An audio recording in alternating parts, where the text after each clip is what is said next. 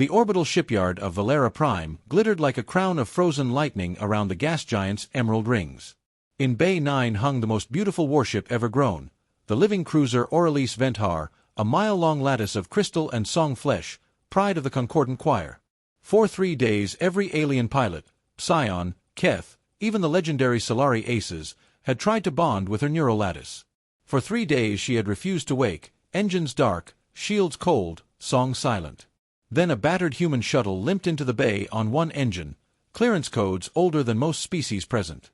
Captain Jace Harlan stepped onto the dock in a patched flight jacket, boots scuffed from 20 frontier wars the galaxy never bothered to notice. He was only here to deliver salvage reports from a dead human colony. Officially. The dockmaster, a 4-armed Thishan, laughed until he cried. That relic won't bond with anyone, least of all a deathworlder. Jace looked up at the silent ship, her crystalline hull catching the ring light like a sleeping aurora. "Mind if I say hello?" he asked, voice calm as vacuum. He walked the gantry alone. Every alien watched, expecting humiliation. Jace placed one calloused hand on the entry arch. The Aurelius Venthar woke with a note so pure the station's gravity flickered. Engines ignited in a cascade of blue fire. Shields flared like dawn.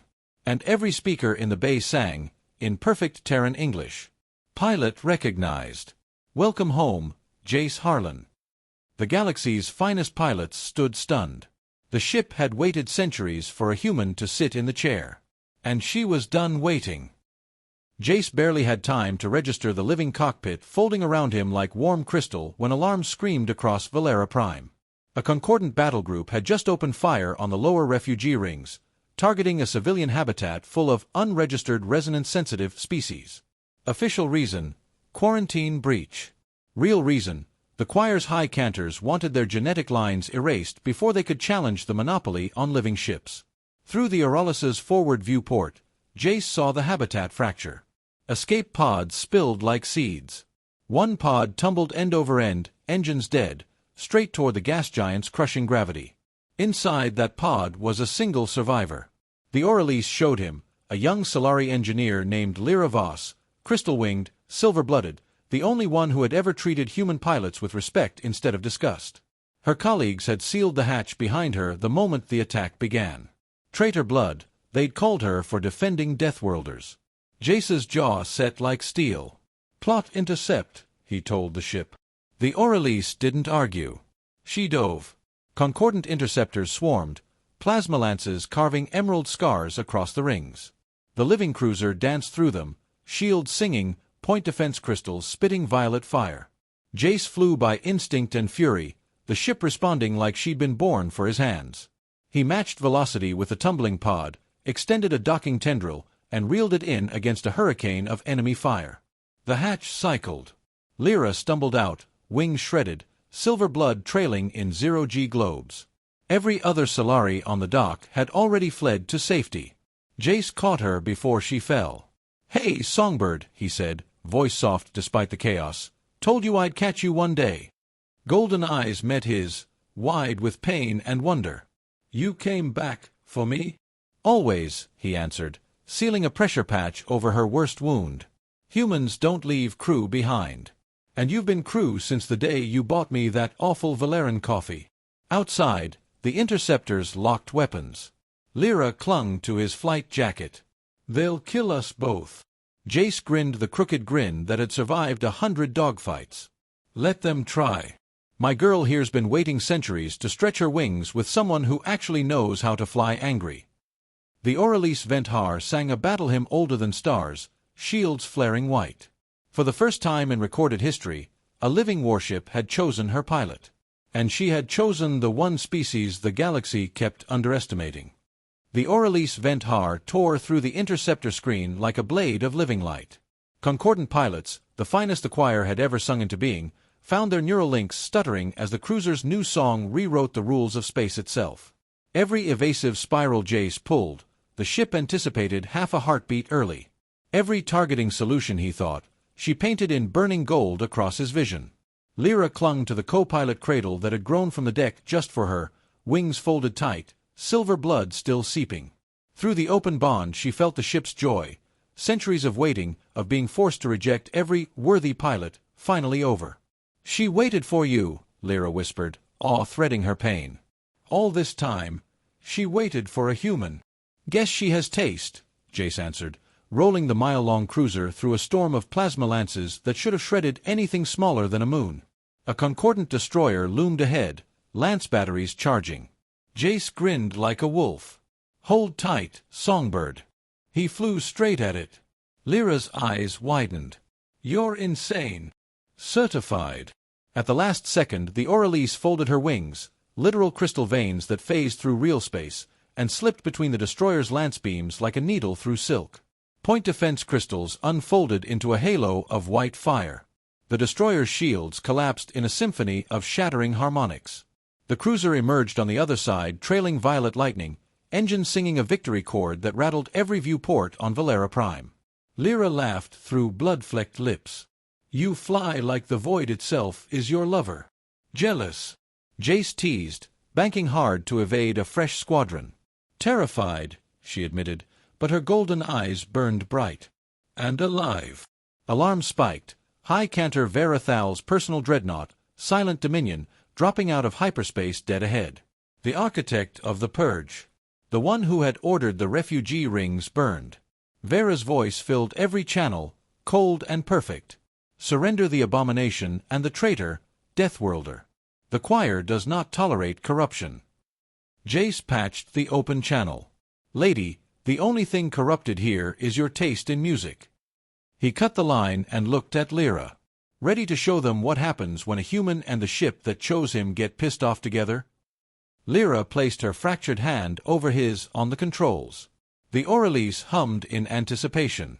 "Sing with us," she said. Jace cracked his knuckles. "Let's give them a duet they'll never forget." The living cruiser flared every weapon node, wings spreading wide enough to eclipse the gas giant's rings. For the first time in centuries, the Aurelise Venthar was flying angry. And she had the perfect pilot for it. The Aurelise Venthar danced through the dreadnought's lance barrage like a living comet, shields singing in perfect counterharmony. But Lyra was fading fast. Silver blood pooled beneath the co-pilot cradle, her wings dimming from starlight to ash. Jace felt her pain through the ship's open link, sharp, cold, final. "Stay with me, Songbird." "Jace." Her voice cracked like breaking crystal. "Solari don't heal. We resonate, or we shatter." He killed the engines mid-battle, letting momentum carry them through a storm of fire. The Aurelise understood. Crystalline tendrils unfolded from the deck, wrapping gently around Lyra, lifting her into the heart of the cockpit where the ship's core pulsed like a living star. "Then resonate with us," Jace said, placing both hands on the core. "Both of us." The cruiser dimmed every weapon, pouring all power into the cradle. A single perfect note rose, not attack, not defense, but invitation. Lyra's eyes flared gold. She reached for Jace's hands. The Solari bonding rite was never meant for outsiders. It was death to attempt. Jace didn't care. Light exploded, white, violet, human red. Memories poured both ways. He saw Lyra's childhood singing moons into orbit, her exile for defending barbaric humans, the moment she first watched Jace fly a broken freighter through an asteroid field and thought, that is art. She saw Earth, dogfights over burning colonies, barbecues on summer nights, the stubborn refusal to ever leave anyone behind. She felt the Auralis's centuries of loneliness, waiting for a pilot who flew with heart instead of protocol. The light settled. Lyra's wings blazed brighter than before, now threaded with human arterial crimson. Jace's forearms bore living crystal glyphs that pulsed in perfect time with her heart. Their 3 heartbeats, human, Solari, Starship, locked into one rhythm. Lyra opened her eyes, tears of liquid starlight falling upward. "You just bound yourself to a traitor and a warship," she whispered. Jace grinned, wiping blood from her lip with his thumb. "Best decision I ever made." The Aurelise flared back to full power, weapons hotter, shield stronger, song wilder. Through the Triad bond they felt every enemy ship's fear, cold, perfect choir discipline cracking for the first time. Lyra stood, wings spreading wide enough to touch both bulkheads. High Cantor Verathal's voice returned, shaken. "Impossible. No Deathworlder can." Jace cut her off, voice calm as death. Wrong song, lady. Try this one. He pushed the throttles wide. The Aurelius Venthar sang a note that shattered the vacuum itself, a triad of human fury, Solari grace, and ancient starship soul. The battle was no longer a fight. It was a reckoning. The Triad bond turned the Aurelius Venthar into something the galaxy had no word for. Jace flew with pure instinct, Lyra sang with pure heart, and the living cruiser became an extension of both. Concordant ships scattered like frightened birds. Every lance that fired at them was met by a counter-harmony that turned the beam back on its source. Every missile dissolved into harmless light before it reached the shields. High Cantor Verathal's dreadnought, Silent Dominion, loomed ahead, 10 kilometers of choir perfection, bristling with weapons that had glassed worlds. Vera's face filled the main hollow, beautiful and terrible. You bond with abominations, deathworlder. The choir will purge you all. Jace leaned forward, voice calm. Lady, the only thing getting purged today is your playlist. He rolled the cruiser straight at her. Lyra stood behind him, wings spread, hands on his shoulders. Through the Triad they saw the truth. The choir had been breeding living ships for centuries, harvesting Solari children whose resonance was too wild, turning them into weapons. The Aurelius had been the last free one, locked away until a pilot came who would never allow that crime. Now she had two. The Silent Dominion opened fire, a wall of white-hot lances thick enough to vaporize moons. The Aurelius answered with a single note. The lances froze mid-flight, reversed, and speared back into the dreadnought's own hull. Armor peeled away like petals. Vera screamed as her perfect silence shattered. Jace pushed the throttles past redline. Time to change the station. They dove straight into the dreadnought's heart, a cathedral-sized chamber where stolen Solari children floated in stasis, their song stolen to power the ship. Lyra's tears fell as light. "No more," she whispered. Together they sang the Triad's true song, human defiance, Solari love, starship freedom. The stasis pods opened. Children woke crying. The Silent Dominion's core overloaded, unable to contain a song it was never meant to hold. Vera lunged across the bridge, crystalline dagger raised. "You will not steal our future." Jace caught her wrist barehanded. "We're not stealing," he said quietly. "We're giving it back." Lyra placed her palm on the core. One pure note. The dreadnought became a star. They escaped in a bloom of white fire, children cradled in the Aurelius's new wings, every stolen voice now free to sing its own song. Behind them, the choir's fleet went dark, command structure shattered by the truth of what they'd done. Ahead, the galaxy waited, terrified, awestruck, and finally listening. The starship that refused to fly had found her pilot. And together, they had just rewritten the music of the spheres. The Aurelius Venthar hung above Valera Prime like a newborn constellation, wings spread wide enough to eclipse the rings. Every news feed in the sector showed the same impossible image, a living cruiser cradling hundreds of rescued Solari children in crystalline cocoons while the choir's dreadnought burned behind her. High Cantor Verathal was gone. Her fleet scattered, leaderless, their perfect silence broken forever. Jace stood on the open bridge, wind from the gas giant whipping his jacket. Lyra stood beside him, wings fully healed and blazing with human red threads. The Triad bond hummed between them, warm and fierce and alive. The children, some barely old enough to walk, floated in 0G, laughing as the Aurelius sang them gentle lullabies in frequencies only they could hear. One little girl with silver wings and Jace's stubborn chin drifted over, placed a tiny hand on his cheek. "Thank you, Sky Father," she whispered. Jace's throat closed. He lifted her gently, settling her on his hip like he'd done it 1,000 times. "Any time, kiddo." Lyra's golden eyes shimmered. "They have no families left. The choir took everything." Jace looked out at the rescued children, then at the woman whose heartbeat now lived inside his chest. "Then we'll be their family," he said simply. "All of them." The Aurelius hummed agreement, folding new cradles from her own hull, warm, safe, alive. Across the sector, liberated worlds were rising. The truth of the choir's harvest camps had spread like wildfire. Old alliances cracked. New ones formed in the ashes. A transmission crackled through, not from the choir, but from the free Solari enclaves. A matriarch's voice, ancient and strong. The Aurelius Venthar sings again. The lost children return.